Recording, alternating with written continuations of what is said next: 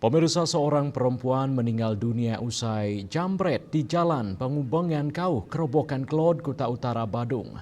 Kini polisi masih melakukan pengejaran para pelaku. Aksi jambret yang mengakibatkan JV, seorang perempuan 46 tahun meninggal dunia di Jalan Penghubungan Kauh, Kerobokan Klod, Kuta Utara, Badung. Awalnya dilaporkan sebagai peristiwa kecelakaan tunggal. Namun setelah petugas Polsek Kuta Utara memeriksa rekaman CCTV di lokasi kejadian, terungkap musibah tersebut diawali aksi penjambretan.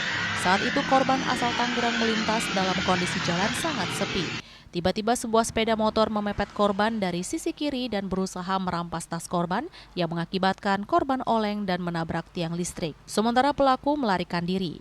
Kapolsek Kuta Utara, Kompol Iketut Agus Pasak Sudine menjelaskan korban meninggal dunia akibat cedera kepala berat.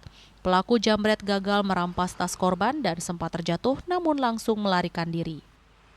Pada saat malam minggu kemarin ada laporan dari lalu lintas, unit laka, adanya informasi dari warga, adanya laka tunggal, seorang perempuan menabrak tiang listrik. Itu pertama kali mendapatkan informasinya.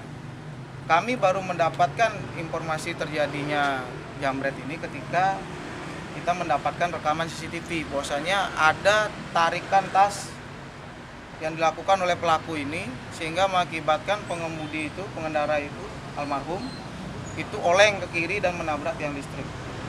Pada saat itu langsung korban dibawa ke rumah sakit, ada kebetulan keluarga dan teman-temannya juga mengantar di rumah sakit Garbamet Kerobokan dan yang bersangkutan meninggal di rumah sakit. Petugas Polsek Kuta Utara telah mengumpulkan sejumlah rekaman kamera pengawas yang ada di seputaran lokasi kejadian. Petugas hingga kini masih melakukan pengejaran pelaku yang diduga berjumlah 3 orang. Raiswantara, Bali TV.